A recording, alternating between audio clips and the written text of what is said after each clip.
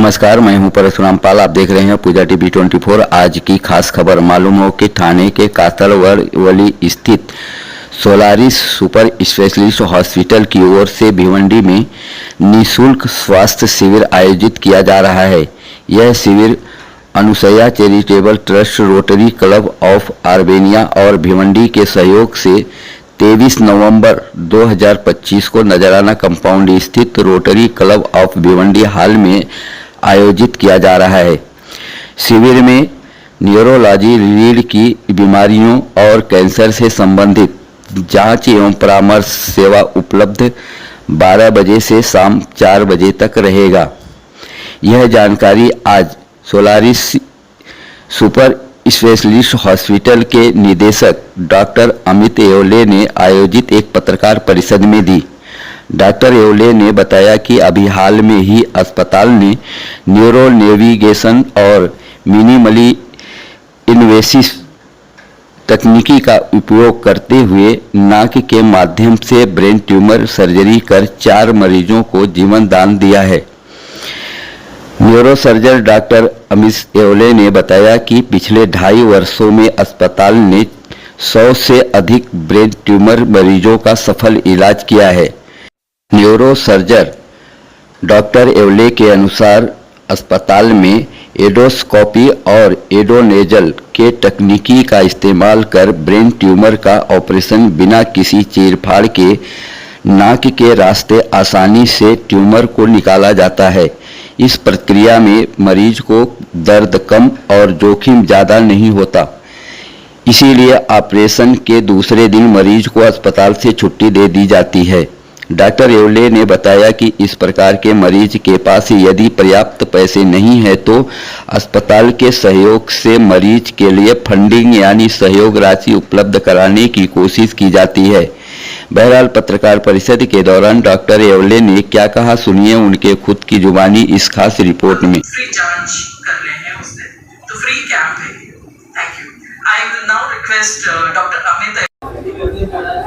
Sir ji, क्या कहेंगे Solaris hospital में ब्रेन स्पाइन का जो ट्यूमर निकाला गया नाक के जरिए, इसके बारे में? तो बेसिकली जो ये अभी हमने केसेस दिखाए हैं, ये पिट्यूटरी मैक्रोएडेनोमा के केसेस हैं, जहाँ पे ब्रेन के पिट्यूटरी ग्लैंड जो सबसे महत्वपूर्ण मास्टर ग्लैंड होती है उसमें ये ट्यूमर आया था और उसके वजह से नजरों में खराबी होना या फिर हार्मोनल इम्बैलेंस होना, सर दर्द होना, इस तरीके की तकलीफ होती है। तो इस ट्यूमर को हमने नाक के द्वारा दूरबीन से निकालने का टेक्निक यूज किया है, जिसमें कोई भी स्कार नहीं होता है, पेशेंट का स्कल ओपन करने की जरूरत नहीं होती है और नाक से ये दूरबीन से पूरा गार्ड निकलता है। इसी के साथ न्यूरो नेविगेशन सिस्टम मतलब कंप्यूटर गाइडेड असिस्टेंस, जहाँ पे हम पेशेंट के MRI स्कैन और CT स्कैन कंप्यूटर में अपलोड करते हैं और ये कंप्यूटर हमको गाइड करता है कि हम किस लोकेशन पे है ब्रेन में, और इसी के साथ पूरा गार्ड निकल चुका है या कुछ गार्ड का हिस्सा बाकी है, हम कहाँ तक पहुंचे हैं और कौन से जगह पे क्रिटिकल स्ट्रक्चर्स है। तो ये सब पता होने के वजह से ऑपरेशन करना बहुत आसान हो जाता है, रिस्क कम हो जाती है और आउटकम और रिजल्ट्स इंप्रूव होने के चांसेस बहुत ज्यादा बढ़ जाते हैं। क्या सिम्टम्स होते हैं अगर किसी पेशेंट? इसमें मेनली पेशेंट्स के नजर कमजोरी हो जाना, जैसे कि साइड का विजन है जो दिखना नहीं होता है, सेंटर का ही दिखने लगता है।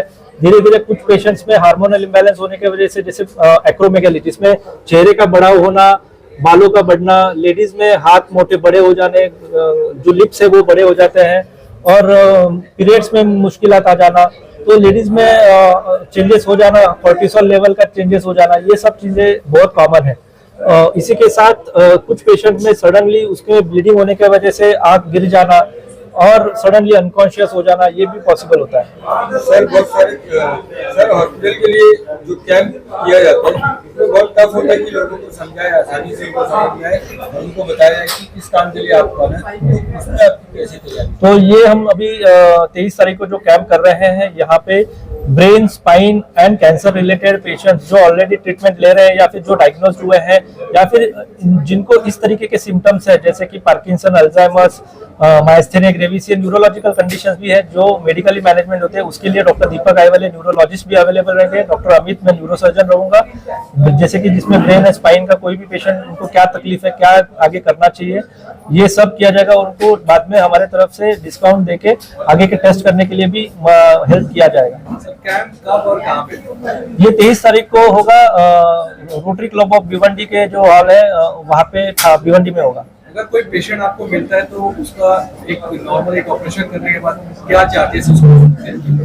अभी कौन सा गांठ है और उस हिसाब से हर गांठ का एक अलग ऑपरेशन कॉस्टिंग होता है, लेकिन जैसे मैं अभी पिट्यूटरी मैक्रोएडेनोमा का बोल रहा हूँ तो ये कम से कम 3 से 3.5 लाख के रेंज में खर्चा होता है, इसमें सब दवाई हॉस्पिटल से मिला के। लेकिन जैसे कि जिसमें कोई कॉम्प्लिकेशंस है तो उसमें थोड़ा सा वेरिएशन हो सकता है, लेकिन इसमें हम जैसे मैंने बोला कि गवर्नमेंट की तरफ से कैंसर के पेशेंट्स के लिए मुख्यमंत्री निधि का भी ये फैसिलिटी होता है, जिसमें 1 लाख रुपए तक का गवर्नमेंट की तरफ से पेशेंट को जो अफोर्डेबल नहीं है उनके लिए अवेलेबल होता है। इसमें पेशेंट्स के डॉक्यूमेंट्स की जरूरत होती है, आधार कार्ड, रेशन कार्ड और इनकम सर्टिफिकेट, और ये सब करके पेशेंट अप्लाई कर सकते हैं। भिवंडीकर्स को कैंप में आने के लिए आप क्या करें? भिवंडीकर को यही कहूंगा कि जैसे कि हाँ, हमारे भिवंडी में बहुत से पेशेंट हैं जो सही गाइडेंस नहीं मिलने की वजह से हर हॉस्पिटल में घूमते रहते हैं और उनको प्रॉपर गाइडेंस मिलता नहीं है कि ये बीमारी क्या है और इसका सही इलाज क्या है। तो अगर ब्रेन, स्पाइन और कैंसर से रिलेटेड कोई भी आपको डाउट है, इवन आपके रिलेटिव्स को कोई डाउट है, तो उस दिन कैंप में आइए, हमसे बात करिए, हम उसको प्रॉपरली गाइड करेंगे कि आगे कैसे करना है। और जैसे कि आगे का जो टेस्ट करना है उसमें भी हम गाइडेंस देने के लिए हमारी टीम पूरी अवेलेबल रहेगी।